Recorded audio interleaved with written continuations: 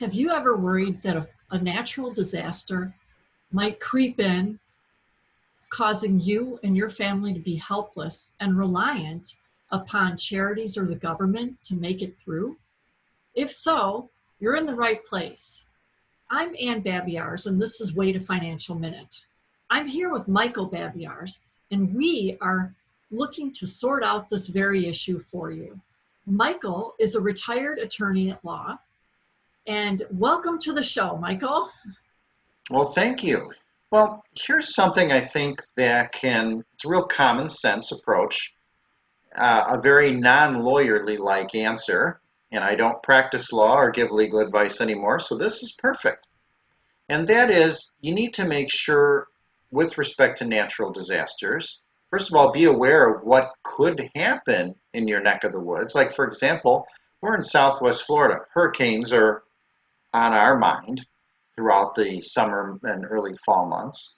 You're not going to be worried about hurricanes in the Midwest, but you might be worried about a tornado. If you're near a river, you might be worried about floods. So you have to have an awareness of what might be at issue in your neck of the woods. And you need to have an emergency plan and an emergency kit. And an emergency plan is incredibly important if you have children in your household. Really, really key. And you need to have a way and a method by which you would evacuate your house if you need to. And if you get separated, where are you going to meet? This is very important for your children to know. And you need to have a communication scheme, particularly if you have out-of-town relatives or things of that nature, where there's a way to communicate to other members of your family or your friends and so forth that you're all okay, or if you do need help. And if you're trying to communicate with members of your family or friends, remember, if you don't know when you may recharge your cell phone again, texts take less juice than phone calls and usually get through faster when the cell towers are jammed, which they probably would be in the event of a disaster. And always be sure you consider the specific needs of your household. Do you have young kids? Do you have beneficiaries or family members there with special needs?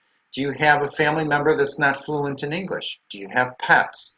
All of these things need to be taken into account when you're creating your emergency plan. And you need an emergency kit. You need things in there like some basic tools, a radio, batteries, a whistle, water, toilet paper, extremely important. We found that out during the pandemic.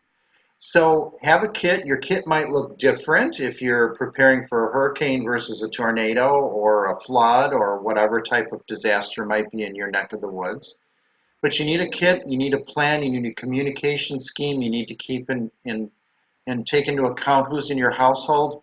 And this is one area where the government really does come to our aid, because there's a website, ready.gov, which has a lot of great ideas, lots of thoughts for your emergency kit and your plan.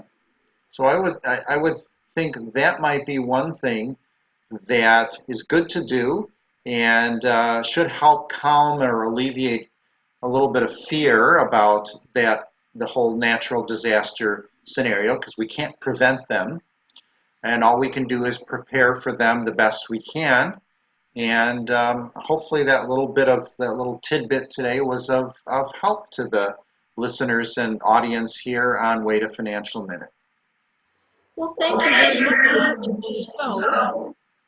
Anyone who is interested in gaining more knowledge in this area, there's a link to our course below. And Michael has actually created this course for us. And you might want to know, the audience might want to know a little bit more about you. Michael, would you mind sharing? Sure. Well, after several questionable choices and several stints in rehab, no, just totally joking.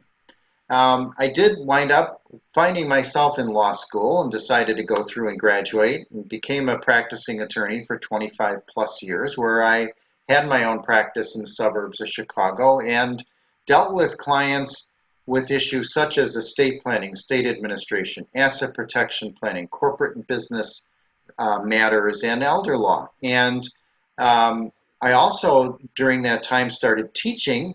I taught collegiately, adult education, created and taught courses, and I still do that. As you mentioned, the course that you're offering now is created and taught by me. And although I don't give legal advice or work with clients anymore, I'm still teaching, active in that. I enjoy it. It allows me to use my background to hopefully help folks who are trying to take those first steps towards creating a strategic plan to protect themselves, their family, and their assets. Excellent. Thank you so much. And if everybody wants to keep watching our videos and they liked this one, hit like, subscribe to our channel, ring that notification bell, and we hope to see you again soon.